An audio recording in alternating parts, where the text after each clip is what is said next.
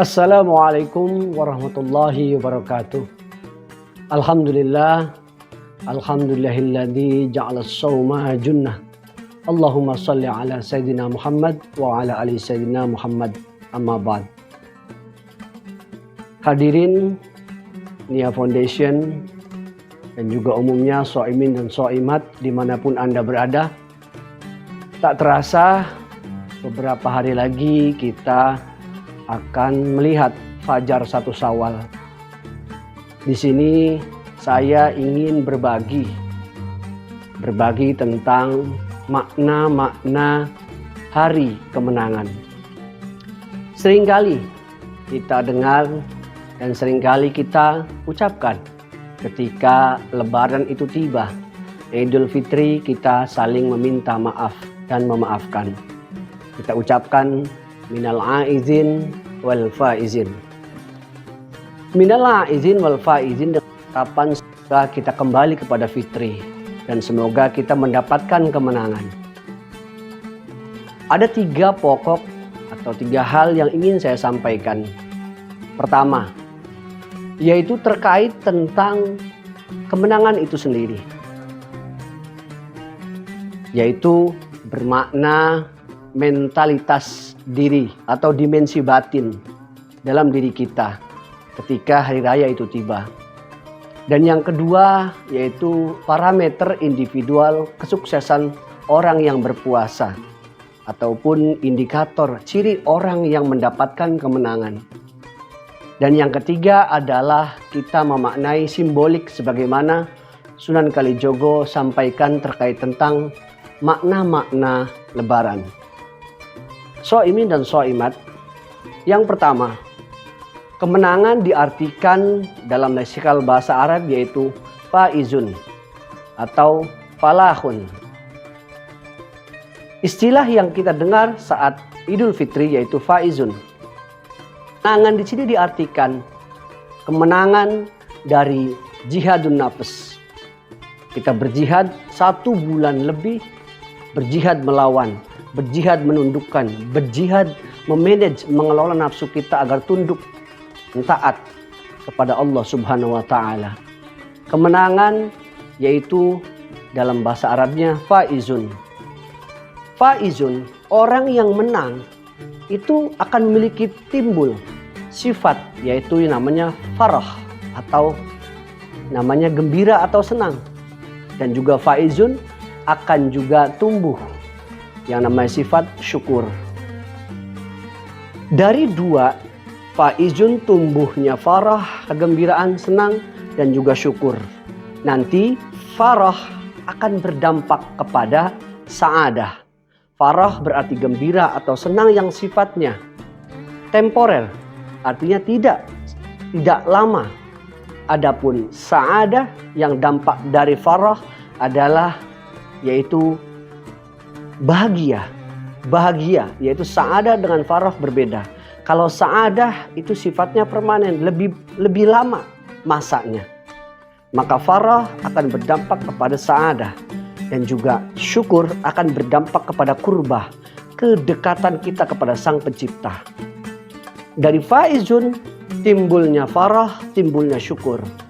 Dari farah nanti berdampak kepada sa'adah, yaitu sebagaimana kebahagiaan, dan syukur akan berdampak kepada kurbah, kedekatan kita Sang Pencipta, sehingga nanti nihayahnya samrah mujahadanya yaitu mutmainnah. Mutmainnah adalah jiwa yang tenang, jiwa yang damai, diri yang terkendali. Artinya orang yang sudah tenang, orang yang sudah selesai dengan dirinya sendiri. Dari sini dapat kita simpulkan bahwa mentalitas diri ataupun dimensi batin seorang yang mendapatkan kemenangan di hari Idul Fitri adalah orang yang mendapatkan ketenangan jiwa, orang yang sudah selesai dengan dirinya sendiri. Shaimin dan shaimat Nia Foundation dimanapun berada. Yang kedua yaitu terkait tentang parameter ataupun indikator ciri orang yang mendapatkan atau berhasil mendapatkan kemenangan di bulan Ramadan. Dari sisi pertama yaitu sisi individual, secara pribadi orang yang mendapatkan kemenangan adalah orang sebagaimana disampaikan oleh Allah Subhanahu wa taala dalam surah At-Talaq, yaitu orang-orang yang mendapatkan ketakwaan. Orang yang bertakwa akan mendapatkan wa may yattaqillaha yaj'al lahu makhraja wa yarzuqhu min haitsu la yahtasib. Wa may yattaqillaha yaj'al kullu amrin yusran. Jadi secara individu orang yang dikatakan menang pada bulan Ramadan menjelang hari raya menang mendapat kemenangan, dari sisi individu orang tersebut akan mendapatkan kemudahan, akan mendapatkan banyak solusi, akan mendapatkan limpahan-limpahan keberkahan, kemudahan dalam segala kesulitan hidupnya. Yang kedua, orang yang menang dari sisi parameter sosial ataupun indikator sosial, di mana bulan Ramadan adalah tarbiyah, yaitu fitrah untuk kita selalu simpatik dan empatik terhadap kehidupan orang-orang yang di bawah kita khususnya. Itu dapat diukur sebagaimana Allah sampaikan dalam surahnya, surah Ali Imran, beliau sampaikan 130 itu, wasari'u ila magfiratin min rabbikum wa jannatin arduwas samawati wal ard u'iddat lil muttaqin.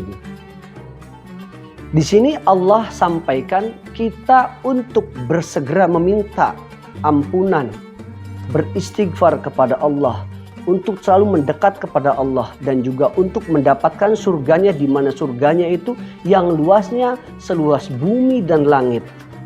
Dan surga ini diperuntukkan untuk orang-orang yang bertakwa. Siapa orang-orang bertakwa ini? Allah sampaikan, dilanjutkan pada ayatnya, alladzina yunfikuna fis-sarra'i wad-dharra'i. Indikator pertama orang-orang yang bertakwa, orang-orang yang mendapatkan kemenangan dari sisi sosial adalah orang tersebut ringan dalam berinfak, dermawan menginfakkan hartanya, fis-sarra wad-dharra, dalam keadaan lapang ataupun sempit. Dia dalam keadaan harta banyak, dia dermawan. Dalam keadaan sempit, dia berusaha kuat. Semampunya dia menginfakkan hartanya. Artinya tidak ada alasan bagi diri atau hamba Allah yang cinta kepada Allah untuk berinfak. Yang kedua, indikator sisi sosialnya adalah lanjutan ayatnya, wal kadhibinal ghaidh, yaitu orang-orang yang mampu menahan amarahnya ketika ia terpancing atau ketika ia ingin marah kepada seorang atau kepada hal sesuatu yang membuat ia tidak kuat untuk melampiaskan amarahnya. Indikator kedua inilah orang yang mampu mengendalikan, orang yang mampu menundukkan amarah atau emosinya. Yang ketiga, parameter dari sisi perspektif sosialnya adalah orang yang menang itu, lanjut ayatnya setelah wal kadhibinal ghaidha wal afina 'anin nas, orang-orang yang mampu, orang-orang yang ringan, orang-orang yang memaafkan saudaranya, memaafkan kesalahan-kesalahan manusia terhadap dirinya. Itulah ciri orang yang berhasil setelah menjalani puasa 1 bulan penuh. Dia mendapatkan kemenangan, maka dia akan mudah memaafkan. Ya, pemirsa, shaimin dan shaimat dimanapun berada, dari sisi sosial ini semoga kita juga mendapatkan agar kita lebih simpatik, lebih empatik, dan juga hidup merasa nyaman, aman dengan saudara-saudara kita dimanapun Anda berada. Yang ketiga adalah parameter sisi spiritual, yang tadi individual dan juga komunal atau sosial, itu sifatnya eksternal, di luar diri kita. Yang ketiga ini sisi spiritual yang sifatnya internal, dahiliyah, dalam diri kita. Orang yang mendapatkan kemenangan di hari raya itu sebagaimana disampaikan dalam teori Al-Imam Al-Ghazali dalam Ihya Ulumuddinnya, kitab beliau, disampaikan bahwa level ataupun tobaqah orang berpuasa itu ada yang awam, ada yang khawas, ada khawasul khawas. Artinya dari semua so'imin so'imat, kaum muslimin muslimat yang berpuasa sesuai dengan levelnya, kemampuannya itu masing-masing, baik ia berada di level awam atau dia berada di level khas ataupun dia berada di khawasul khawas, itu mendapatkan kemenangan sesuai dengan kemampuannya. Yang pertama, orang yang awam dia akan mendapatkan samrah mujahadah dari puasanya tersebut. Dia akan mendapatkan apa? Mendapatkan yaitu dirinya akan mampu dalam hal apa? Mampu dalam mengendalikan diri nafsunya itu. Dia berpuasa, dia menjadi sehat, sihah, dan juga mendapatkan junnah sebagaimana Rasul sampaikan, ya, sumu, kita disuruh untuk berpuasa, tasihhu, kita akan mendapatkan kesehatan. As-saumu junnah, puasa merupakan perisai atau benteng diri kita dalam mengendalikan, dalam menangkal semua keburukan. Artinya orang yang awam, level awam berpuasanya itu akan mendapatkan samroh, buah mujahadanya, yaitu sihah dan juga junnah. Yang kedua, puasanya orang khawas, orang yang khusus, ya, orang VIP, very important person ini akan mendapatkan samroh mujahadanya, yaitu dari sisi apa? Al-imsak, imsakun wa tiryakun. Dia mendapatkan imsak, dia mampu preventif, dia mampu mengendalikan dan mampu menangkal dari sisi-sisi yang buruk, ya, nahi mungkar. Dan juga dia tiryak, dia mampu mendiagnosa, dia mampu mendeteksi mana hal-hal yang tidak patut, tidak layak yang ia konsumsi, yang ia sampaikan, dia bicarakan, yang ia share atau yang ia publikasikan. Inilah samroh tiryak. Jadi orang yang khas akan mendapatkan samroh mujahadah, al-imsak wa tiryak. Selanjutnya yang ketiga, orang khawasul khawas itu akan mendapatkan samroh mujahadahnya, yaitu dari sisi al-ikhlas dan mahabbah. Ini VVIP, very important person, level orang sufi, level orang wali. Dia mendapatkan apa? Samroh mujahadahnya, buah dari mujahadah 1 bulannya ini, karena orang yang khawas ini fokus puasanya itu menghadap Allah saja, tidak kepada yang lainnya. Dia mendapatkan samrohnya ikhlas, khalas, nol, dia hanya untuk Allah. Inna sholati wa nusuki wa mahya wa mamati lillahi rabbil alamin. Dan juga dia mendapatkan mahabbah, limpahan cinta kepada Allah yang tiada ganti dan tiada tara untuk dapat digantikan dengan apapun. Pemirsa Shaimin Shaimat, Nia Foundation di mana Anda berada, itu perihal yang kedua. Adapun yang ketiga yang ingin saya sampaikan yaitu perihal tentang pesan dari simbolik Idul Fitri yang sering kita tahu, kita kenal, yaitu dengan hari Lebaran. Hari Lebaran, Sunan Kalijogo sudah memberikan filosofi dengan sebegitu mudahnya dari sisi simbolik makanan yang sangat populer, yang familiar, yang kita sering mendapatkan, kita lihat, yaitu kupat. Betul ya, kupat. Kupat ini bermakna atau singkatan dari ngaku lepat. Dia merasa ngaku lepat, merasa salah kepada Allah, merasa salah kepada orang tua, merasa salah kepada guru, merasa salah kepada orang lain. Ya, entar dhahiran wa batin, ada hal-hal yang kesalahan yang tidak terbesik dalam dirinya atau terucap secara dhahirnya. Jadi dia mengaku salah, maka mau tidak mau dia harus meminta ampun. Itu namanya kupat, dia selalu mengaku lepat. Dan kupat juga merupakan singkatan dari laku papat. Laku papat itu perbuatan 4. Sebagaimana kupat itu perbuatan 4 dibagi menjadi 2. Laku 4, sisi zahir dan sisi batin. Sisi zahirnya kita telah lakukan pada hari Idul Fitri itu, kita lakukan sholat id, kita berzakat, ya, kemudian kita saling memaafkan, silaturahim, kita bertakbir. Sisi zahirnya laku papat yang sisi dohirnya itu. Dan laku papat yang sisi batinnya ini, yaitu sifatnya yang laku papat tadi 4 perbuatan. 1 lebaran, ya, kedua itu leburan, ketiga luberan, dan keempat itu adalah laburan. Nah, pertama lebar. Lebar itu artinya akhir usai sudah masa karantina, masa uzlah kita dalam rangka mendidik, dalam rangka tarbiyah, dalam rangka mensucikan batin dan zahir kita di bulan Ramadan, ya secara 1 bulan penuh tersebut kita keluar, maka lebar, sudah usai sudah masa tersebut. Dan yang kedua yaitu lebaran. Setelah lebaran itu kita selesai, kita lebur, kita leburan. Leburan itu artinya setelah usai sudah kita masuk kepada hari Idul Fitri, kita saling meleburkan diri, kita saling bersilaturahim, meminta maaf, meminta ridho. Akhirnya kesalahan kita setelah kita meminta maaf lebur, hilang sudah. Insya Allah kesalahan kita pun akan dimaafkan oleh saudara-saudara kita semuanya. Dan yang ketiga adalah luberan. Luber itu artinya meluber. Artinya ketika gelas diisi air penuh, dia akan meluber, dia akan tumpah. Itu luber, artinya penuh. Kita keluar dari bulan Ramadan, kita meluber. Apanya? Insya Allah amalan kita luber. Dari sholat malamnya, dari sodakohnya, bacaan Al-Qur'annya, dan lain sebagainya. Insya Allah berlipat-lipat ganda dengan kemuliaan bulan Ramadan. Itu kita luber. Dan yang keempat adalah di sini laburan. Laburan itu merupakan simbolik.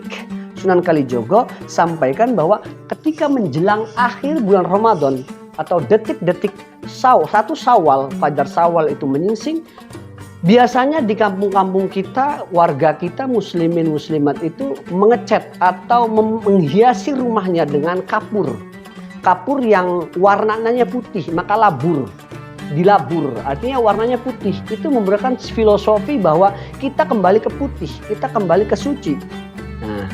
Nah itu laburan. Jadi lebaran gitu ya, leburan, luberan, dan di sini laburan.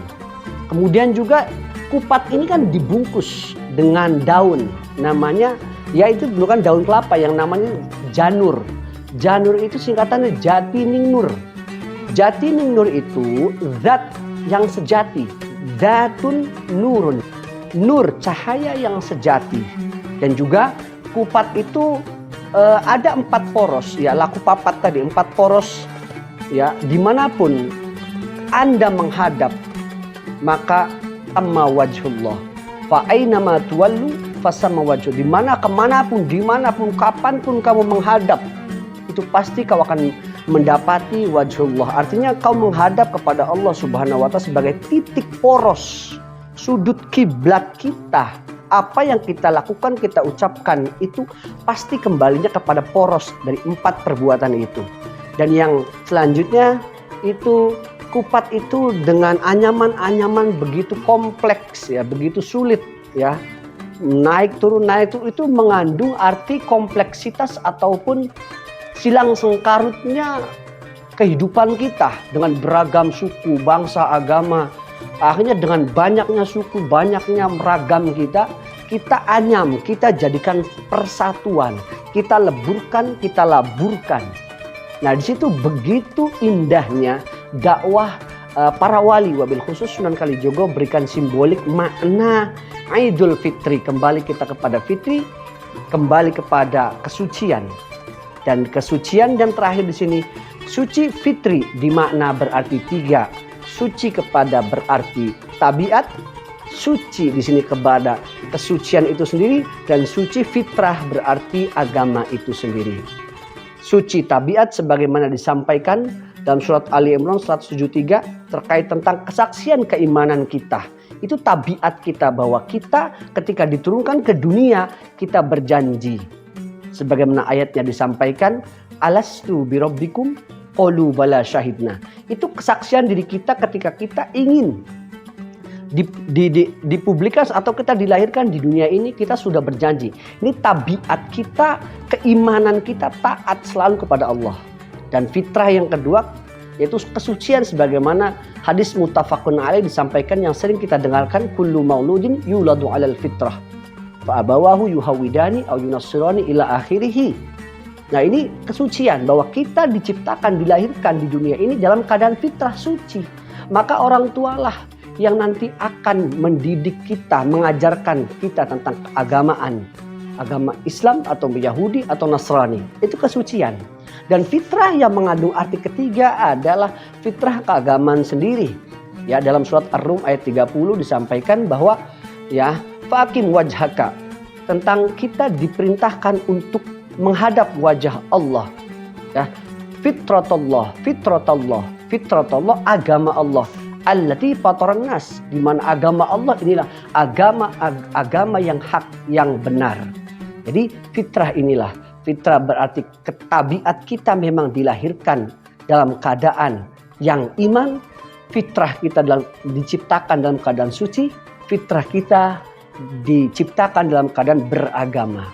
Semoga apa yang saya sampaikan pada kesempatan kali ini terkait tentang menjelang Fajar 1 Syawal ini memang benar-benar didapatkan dan mendapatkan kita semuanya benar minal aidin wal faidin. Kita kembali ke fitrah dan juga kita mendapatkan kemenangan insya Allah.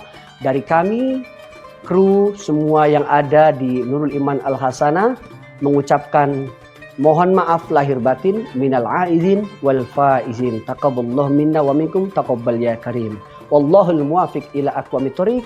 Nun wal qalami wa ma yasturun. Wassalamualaikum warahmatullahi wabarakatuh.